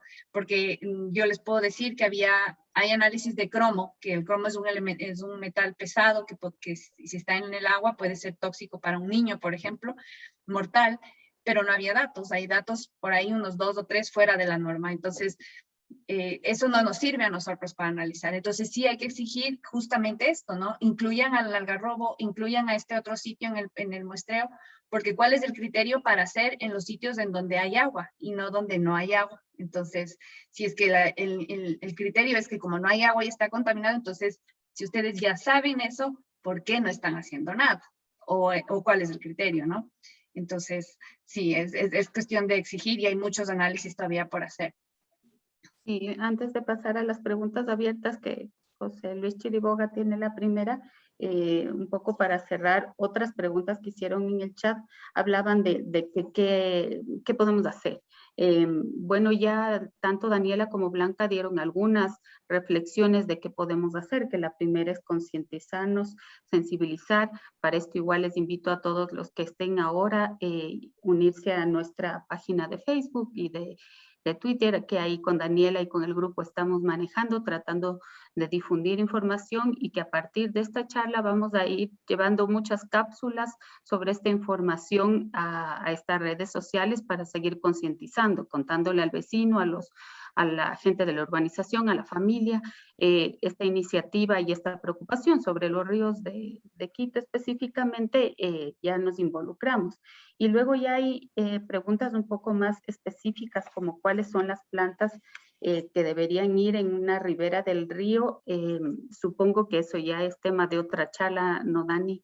Pero me parece una importante pregunta que podríamos incluirla para una siguiente conversatorio, porque es ya como para conversar mucho, pero el tema de denunciar cuando vemos que la ribera del río está siendo afectada, involucrar a las empresas y a las urbanizaciones que están en la ribera del río para que la mantengan, me parece que ya sería muy, muy importante, así como iniciativas, y luego ya el contacto directo con LEPMAPS, la empresa eléctrica, la Secretaría del Ambiente, que son los pasos que buscamos seguir dando a través de este colectivo.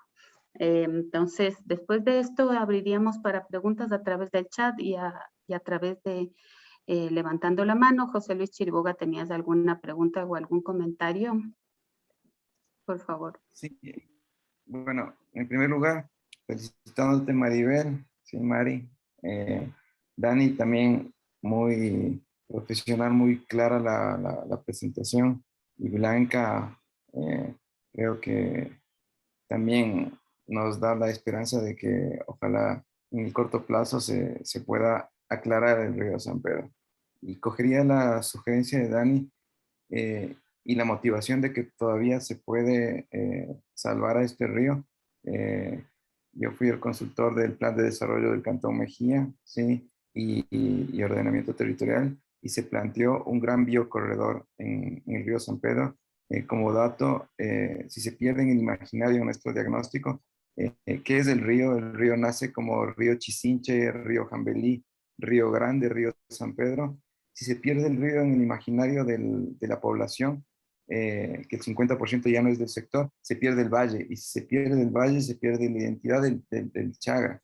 Entonces, es realmente un proyecto emblemático. Ahora estoy asesorando al GAT, a la Dirección de Ambiente, en el fortalecimiento de una estrategia de cooperación, ¿sí? Una minga multiactor. Y ahí está planteado una integración, estamos trabajando con el BERT del FONAC, ¿sí? Una integración de los 3 GATs, ¿sí? Y ahí el planteamiento sería que a través de la academia la plataforma se llama CAMAC, que significa cuidado, ¿sí? Aquí queremos hacer el Yaku CAMAC. La intención es que en esta plataforma luego se inserten las universidades, la academia. Tenemos a la sociedad civil, Jorge Anhalser, la Esperia, el FONAG, etcétera, dentro de la plataforma, ya sociedad civil como primer eslabón. Luego viene la academia. Entonces ahora le invitaríamos a la Dani a ser parte de la plataforma en el nacimiento del San Pedro, ¿sí? En los Ilinizas, ¿sí? Y del Pita en el Sincholagua y en Cotopaxi. Y la propuesta concreta que yo les invito a hacer es, y que está planteada en esta estrategia, es un acuerdo de cooperación, una minga de las 3 direcciones de ambiente y de las empresas de agua, ¿sí? Porque los directores, en este caso, que las mismas alcaldías están conflictuadas, ¿sí? Es importante que exista sostenibilidad a través de las partes técnicas con el aporte de la academia, ¿sí? Y creo que un resultado concreto de esta reunión podría ser un acuerdo, ¿sí? De la academia de este colectivo con las 3 direcciones de ambiente y las 3 empresas de agua potable, ¿sí? Con el apoyo del FONAC y el apoyo de la plataforma CAMA. Pero no solamente para el río, para la gran cuenca del río Chisinche hasta hacerse Guayabamba, sino también para las microcuencas de donde sale el agua, ¿sí? Porque nosotros hemos visto que en Mejía se está afectando mucho ya la cantidad y la calidad desde el inicio. Estamos afectando a los páramos, yéndonos en contra de la ley sobre los 3.300 metros, como dice la ley de tierras, y con el justificativo de que el páramo, la gente cree, ¿sí? Que es desde la cadena del Cotopaxi para allá, ¿sí? Y obviamente desde la academia, desde la ciencia, el FONAC, por ejemplo, la Silvi Salgado mismo se daba contra el AR de lava diciendo, ¿cómo es posible que los guardianes del EMAP digan que esto no es páramo, ¿sí? Si los guardianes del EMAP dicen que no es páramo porque tienen tierra en el páramo y le están volteando para hacer papas, es importante que primero la academia ayude a concienciar a esos guardianes, ¿sí? Pero para esto, lo que le da fuerza, lo que le da sustento es este gran acuerdo que estoy proponiendo, y pongamos una fecha ya para empezar con el apoyo de Dani y Maribel, y luego se seguirían sumando los otros actores. Gracias, José Luis. Sí, me parece una propuesta muy interesante y ya le apuntamos porque sí, irnos a la parte técnica, ¿no? A las 3 direcciones de ambiente y las 3 empresas de agua me parece básico, porque además tú nombraste otra parte que no hemos hablado y porque otro capítulo, las fuentes de agua son para cerrar el ciclo de entender los ríos. En este caso, no, estos ríos no están siendo fuente de agua, pero tenemos que entender de dónde viene nuestra agua también a nuestra llave directamente a casa. Gracias, José Luis, ya le apunté aquí para seguir conversando. Antes de darle el paso a Natalia, les comento otra propuesta o pregunta que hacían por medio del chat, que era utilizar acciones legales para realizar una demanda en defensa de la naturaleza. Ese es un tema que también estamos investigando en el colectivo. Ya hay antecedentes en otras en otras partes, inclusive en Colombia, de demandas en que el río puede pedir la restitución de sus derechos. Entonces, sí estamos averiguando de eso. Si tienen información, también por favor envíenos. Mauricio copió los datos del colectivo en la red. Natalia, por favor, para que sigas. Natalia Alvarado. Buenas noches. Buenas noches, ¿qué tal? ¿Cómo están? Muchas gracias por la presentación. En realidad ha sido bastante interesante. Yo creo que resalto un aspecto importante, sobre todo para los que, claro, no tenemos esos conocimientos de la parte bioquímica. Creo que es interesante el holismo del cual estamos un poco abordando el conflicto y entender, o sea, desde los macroinvertebrados, desde las aves, desde la vegetación, nos hace notar que estamos trabajando con un río vivo, que es un organismo complejo, que, pues, como decimos, está integrado por tantas dimensiones. Y eso, pues, es importante porque igual en todo este tiempo como que sí se lo ha reducido bastante, ¿no? Y ya se ha perdido el valor. Y bueno, y me parece importante el resaltar estas dimensiones que a veces, pues claro, pasan desapercibidas, pero definitivamente la naturaleza habla y los indicadores que se manejan son estos, ¿no? Hay muchos estudios donde se aborda a partir de las aves y a partir de las aves, de las mariposas, se puede notar cómo está. Y bueno, definitivamente estamos hablando de un río enfermo que está más o menos enfermo según cómo se están mostrando los indicadores. Pero me gusta mucho lo que se ha dicho, que no se debe de perder la esperanza. En realidad hay muchísima evidencia de ríos en muchas peores condiciones que han sido rescatados. Y la verdad, un factor que ha sido importante es la organización ciudadana. Es algo que siempre se repite. Y yo creo que más allá de la conciencia, que me parece importantísimo, yo resaltaría dos aspectos que yo creo que entran en el qué podemos hacer. Y el uno es no perder el ánimo y el valor y las memorias y las historias que nos han podido contar y las fotos y los recuerdos y los anhelos de lo que se puede hacer, de lo que se debe hacer, porque es lo que alimenta el alma. A la final creo que es lo que en algún punto todos nos disgustó ver, nos cansamos de verle así, añoramos con disfrutar. Y creo que esto es algo que no lo debemos de perder. Y yo creo que se relaciona con la tercera cosa que quería decir respecto al qué podemos hacer. Y es, yo creo que el chat y esto, y no sé si luego podríamos mudarnos a otra plataforma, pero creo que es el aportar evidencia.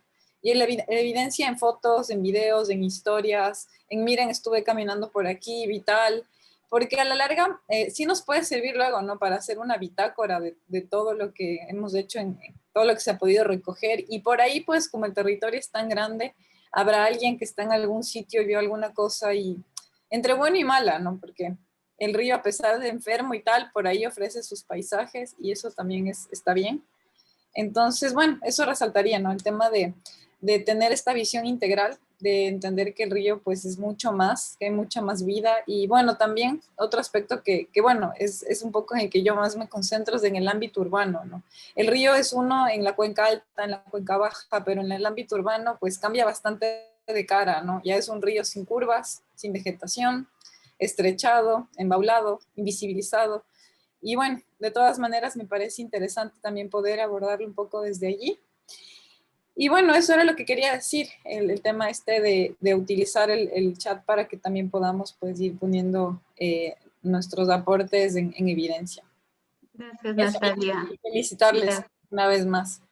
Gracias, Natalia. Sí, lo que tenemos que hacer es muchísimas cosas a la vez. Entonces sí tenemos que ir cambiando del chat de WhatsApp que tenemos ahora, también el Facebook, a las reuniones por equipos, hay que hacer muchísimas cosas.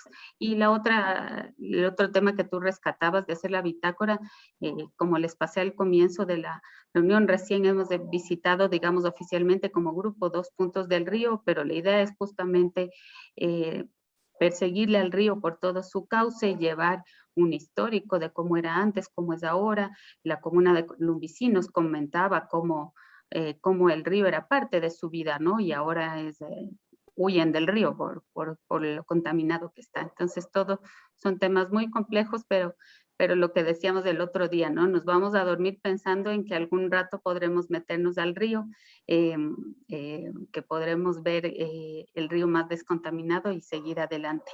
Y bueno, le voy a dar la palabra finalmente a Carla, que Villamarín, que tiene levantada la mano, y después de esto para ir cerrando en honor al tiempo. Por favor, Carla.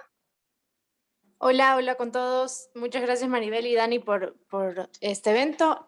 Yo quería pedirle a la Dani que tal vez sí pueda hablar un poquito más sobre el tema de cómo afecta esto a nivel de salud pública, el nivel de contaminación del río, y también la idea de que empresas grandes que están, por ejemplo, yo he pensado siempre en la zona o sea, en el tramo del río que pasa por la zona que está alrededor del Hospital de los Valles, del Escala, La Tejedora y algunas otras empresas que hay por ahí.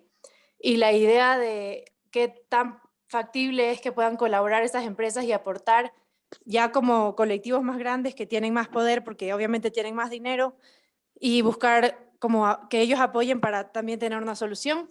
Y también un poco, no he estado muy atenta tal vez a la difusión que se ha hecho por medio de este grupo de rescate al río San Pedro, pero tal vez esto que decía cómo afecta esto a la salud pública sea una forma de atraer un poco más a la gente que tal vez no le importa el valor intrínseco de los ecosistemas y de la biodiversidad como tal, sino más bien qué servicios o qué ofertas, qué cosas que provee el río se ven afectadas por este tipo de contaminación.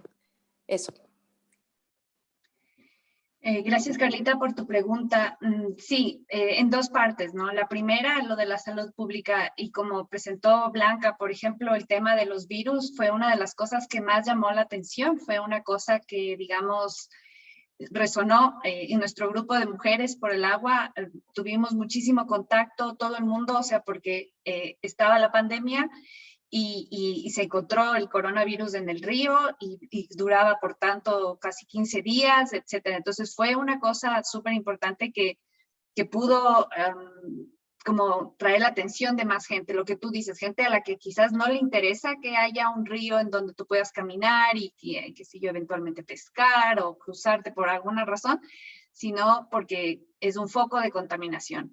Y eso ha pasado por mucho tiempo, o sea, como ustedes se imaginarán, un río seco que tiene un montón de carroñeros que están ahí, unos buitres, porque hay unos procesos de descomposición que están ocurriendo. Entonces, ese sitio son focos de contaminación.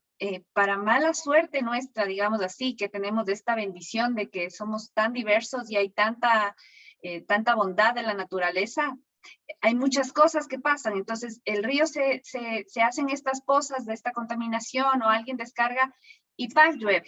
Entonces, esto se lava y esto se limpia y entonces ya nadie se queja, ya no pasó nada. Sin embargo, cuando nosotros muestreamos, y lo que Maribel comenta que le dijo Blanca, es no te vayas a ir a muestrear eso sin unos guantes, sin protección, porque esto es, puedes contagiarte de hepatitis, de un montón de virus que están ahí, que es de mucha importancia para la salud pública. Entonces, esta parte de por ejemplo, la Secretaría de Ambiente, con la Secretaría de Salud no vemos esa cohesión en ese análisis y decir, bueno, esto está contaminado, pero además tiene esta importancia en la salud pública. Entonces sí es una arista por la que se puede trabajar y como tú dices, a llamar a más gente, ¿no? A más personas, incluso a más autoridades. Y la otra parte de que involucrar a estas personas, eso es clave y hay instituciones como mencionaba José que trabaja con el FONAC que vieron la forma de que las personas o las empresas que más agua usan formen parte de los que más protegen. Entonces estamos hablando de la empresa eléctrica, la empresa de agua potable, la cervecería andina, Wittig, o sea, todo esto que porque usas agua, entonces tú tienes que preocuparte. Pero eso no debería quedar nomás así, porque en este espacio, por ejemplo, de la tejedora, de la escala y todo eso, ¿a dónde van esas cosas? ¿Alguno de nosotros sabe si el escala tiene una planta de tratamiento para botar esas aguas a algún cuerpo de agua? Dudo, o sea, quizá tiene algo, pero dudo mucho. O sea, si no hay una normativa que te exija, peor va a ser que vas a hacer por bondad. Entonces, sí es importante que estas personas se involucren y sin necesidad de entrar en una cacería. O sea, yo entiendo que nosotros ya tenemos que hacer acciones mucho más fuertes, pero hay que empezar con aliados fuertes también y decir, bueno, Si es que no te avisaron, pues te comento que vamos a empezar a rescatar el río San Pedro y entonces tienes que ponerte en orden. Y sí tenemos que hacer contacto con estas personas, con el hospital, por ejemplo, pensar que en esa parte todo esto, o sea, por más buena gestión que hagan, nosotros no tenemos ni idea qué pasa con esos patógenos en ese sitio, porque no sabemos si es que el hospital descarga, ojalá que no, pero podría descargar. Entonces, hay muchas cosas que están incógnitas que sí necesitamos abordar, y lo que decía Maribel es clave, tenemos que trabajar en equipos porque hay muchas cosas por hacer, y ya vemos que no es responsabilidad solo de las autoridades, sino es nuestra responsabilidad exigirles a las autoridades que cumplan la misma normativa que ellos se impusieron y que está vigente, ¿no? Y Dani, un poco para complementar, como parte de las iniciativas que ya hemos hecho el colectivo, y mientras más gente se vayan uniendo, todos los que están aquí, bienvenidos, ya tenemos 3 cartas listas para los vecinos del Algarrobo, ¿no? Para las empresas que están alrededor del Algarrobo, porque además vimos que la ribera del río y la ribera de la Quebrada, que está justo atrás del Hospital de los Valles, del Escala, al lado de la cervecería, está muy afectada, y ahora entendemos cómo eso hace que se afecte también el río, ¿no? Nuestra propuesta es crear aliados, ¿no? Por el lado la Secretaría, a través del control ambiental, que haga sus controles, procesar, empujar si es que hay denuncias para que se controle en caso de que haya contaminación evidente, y también hacer las alianzas. Que quienes tengan aquí contactos, por favor, para que se comuniquen con nosotros, porque mientras más conocidos, más gente consciente se involucre, va a ser mejor. Entonces, gracias, Carla, por tus sugerencias. Ya hay 2 manos levantadas ahora, entonces con estas 2 últimas les pido que hagamos los comentarios breves, porque ya estamos hora y media y un poquito más. Por favor, David. David Ismael. Ok, buenas noches con todos. Bueno, fue una importante presentación, y más que todo importante la misión que tiene este colectivo de recuperar el río. En este sentido, yo lo único que quería mencionarle cortamente era también la importancia del rol de la gobernanza, y, por ejemplo, en las necesidades por ejemplo, el muestreo que usted habló, la importancia que tienen los actores locales, y, por ejemplo, cómo un muestreo, tomando en cuenta las personas por ejemplo, si son muestreos participativos, se puede llegar a conocer el estado del río, debido a que las personas conocen, y también conocen el río, toman de él, o sea, hacen uso de muchos de los servicios que estos proveen, y que en el caso yo solo les sugería que podrían utilizar un tipo de muestreo como se llama el PSIC, Participatory SIC, para poder ir avanzando o tener un poco un pre-muestreo que pueda ayudar a que se pueda llevar de mejor forma los consiguientes trabajos de este conglomerado. Muchas gracias, David. Sí, es muy importante. La gente que vive alrededor del río tiene información valiosa de todo. Hemos ido viendo que desde los horarios en los que parece que hay más descargas a veces de fábricas o no se sabe de qué, porque son de noche, fuera de horarios que nadie más que los vecinos detectan, a cambios en el caudal del río, a un montón de información. Me parece muy valioso desarrollar eso. Para esto nuestro plan era, que ya alguien lo sugirió dentro del grupo, era dividir al río por kilómetros y tratar de hacer equipos que involucren a las personas que viven alrededor del río, y que se vaya haciendo un equipo por cada kilómetro, para cada cantidad de kilómetros, y creo que en eso podríamos incluir lo que nos sugieres. Muchas gracias, David. Y José Luis, por favor, tu intervención cortita para ya ir cerrando y agradecerles a nuestras invitadas de hoy. La comida ya está lista, así que hay que salir corriendo. Primero agradecer a todos los participantes. Creo que es muy interesante ver a la comunidad tomando iniciativas y tomando las riendas fuertes para estos temas que son extremadamente complicados. Tal vez 2 puntos fundamentales es que siempre recordar que los sistemas de alcantarillado son sistemas públicos. Por lo tanto, aquí hay un gran eslabón que tenemos que conectar, que es básicamente las instituciones públicas y las empresas de alcantarillado y de agua potable. Y el segundo factor fundamental es el concepto que ya mencionaron de capacitación, entrenamiento y divulgación de ideas a la comunidad. Yo creo que la educación es fundamental para que la gente reconozca y se apersone de este problema. Creo que somos una minoría en la comunidad, pero tenemos que hacerla crecer. Y adicionalmente se habló de una serie de iniciativas que las empresas, que las familias, las residencias y las empresas pequeñas pueden tomar como puntos iniciales. Creo que deberíamos trabajar sobre esas cosas que pueden ser muy prácticas y muy fáciles de hacer rápidamente, ¿no?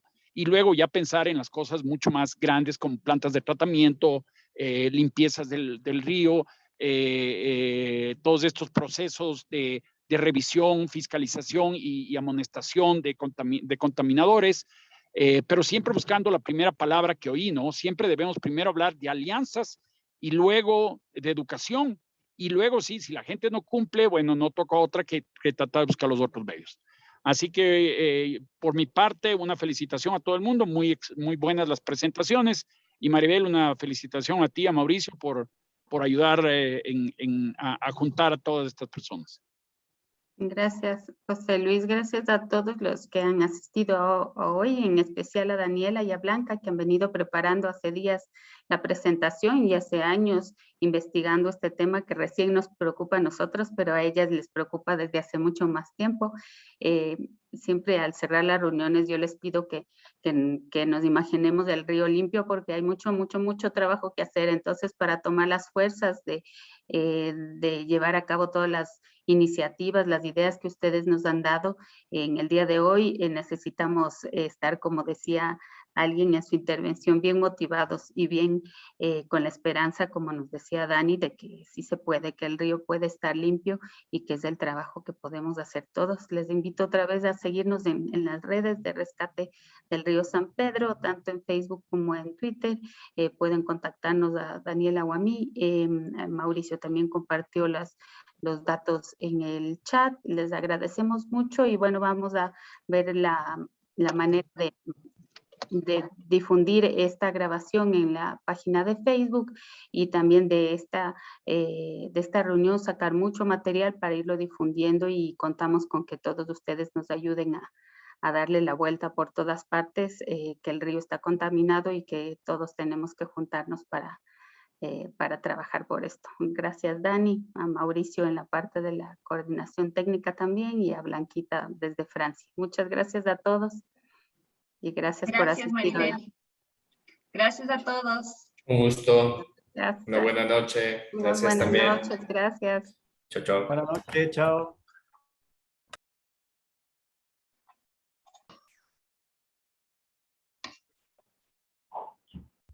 Hasta luego, muchas gracias. Gracias a todos. Muchas gracias.